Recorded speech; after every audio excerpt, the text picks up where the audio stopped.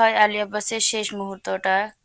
এই তো আসসালামু আলাইকুম, সবাই কেমন আছেন? আজকে গিয়েছিলাম আলী আব্বাসকে একটু খেলাধুলা করানোর জন্য। সে ওইখানে ভালোই খেলাধুলা করেছে, যতক্ষণ ছিলাম ততক্ষণ শুধু আনন্দই করেছে। প্রথমে আমরা যেই রাইডে ওকে উঠালাম সেটা ছিল ঘোড়া। এটাতে ওই উঠতে চায়নি, তারপর ওকে একটু জোর করে বসিয়েছিলাম কারণ এটা গেম চালু দিয়েছে ওর জন্য। ও বসতে চায় না, তারপর হাবিবাকে ওর সাথে দিয়েছি, তারপর ও উঠবে না, এখন ওই বাইক রাইড খেলবে। এখন এই গেমটা ওর কাছে খুব ভালো লেগেছে, এজন্য এই গেমটা বারবার খেলতে চায়। ওইখানে যে ছিল দুইটা ছেলে, সেই ছেলে দুটা ওদেরকে খুব যত্ন করেছে এবং ওরা কিভাবে খেলবে, কিভাবে সবকিছু ম্যানেজ করবে, ওরা তাদের সাথে সাথেই ছিল। বাচ্চাদেরকে খুব কেয়ার করে ওরা দুজন খেলেছে। এখানে আরো অনেক বাচ্চারা ছিল যে আলী আব্বাসের সাথে সাথে ওরাও খেলছে। সবাই এখানে বিকাল হলে বা সন্ধ্যা হলে বাচ্চাদেরকে খেলাধুলা করানোর জন্য নিয়ে আসে, কারণ আমাদের ঢাকা শহরে তো এরকম খোলা মাঠ বা খোলা জায়গা এরকম খুব কম আছে। তো এগুলো স্টোরে বাচ্চাদের জন্য খেলার আয়োজন রেখেছে রেস্টুরেন্টের উপরে। তো এই আয়োজনটা করে খবর সবার খুব ভালোই লেগেছে, কারণ বাচ্চারা একটু খেলাধুলা করার সময় পায়।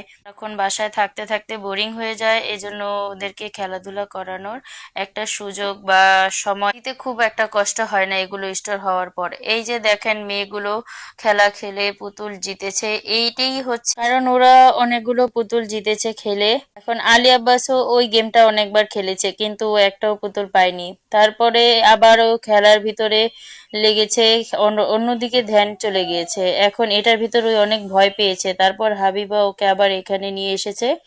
হাবিবা দুই তিনবার বা অনেকবার ওকে চেষ্টা করেছে ওই জাম্পিং গেমটা খেলানোর জন্য। তারপর দেখেন এখান থেকে ওই ভিতরে যাবে, ওই ভিতর দিয়ে আরেকটা গেম এখান থেকে শুরু করবে।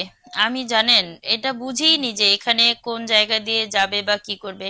পরে দেখি সাইড দিয়ে একটা জায়গা আছে, সেখান দিয়ে হাবিবা আর আলী আব্বাস ঢুকে গেছে। জানেন তো, যার যার গন্তব্য সে ঠিকই খুঁজে বের করে নেয়। বাচ্চাদের খেলার জিনিস বাচ্চারা ঠিকই খুঁজে পেয়ে যায় যে কোথায় ওদেরকে যেতে হবে, কি করতে হবে। এটা ছিল একটা কিচেন স্টল মেয়েদের জন্য। এখানে এসব মেয়েদের সাথে প্রথমে কত মারামারি করেছে জানেন, ওদেরকে বুঝিয়ে বাজিয়ে খেলানো শুরু করার জন্য খুব কষ্ট হয়েছে আমার, কারণ ওরা সব সময় যায় নিজেদের মন মতো খেলতে, নিজেদের মন মতো সবকিছু চেষ্টা করতে, কিন্তু পারে না। এই তো হাবিবা আবারও ওকে চেষ্টা করেছে জাম্পিং গেমে নিয়ে যাওয়ার জন্য, কিন্তু ও যায়নি, ও সাইড কেটে আবার এই গেমটার ভিতর চলে এসেছে।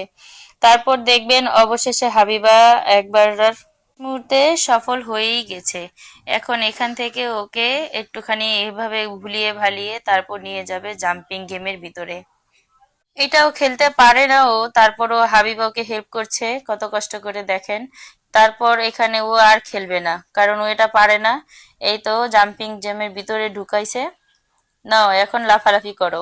এখানেও ভয় পাচ্ছে ও অনেক, দেখেন ওর অবস্থা। শেষের দিকে একটু মজা পেয়েছে কিন্তু বেশিক্ষণ থাকেনি, ওর বলে মাথা ঘুরায়।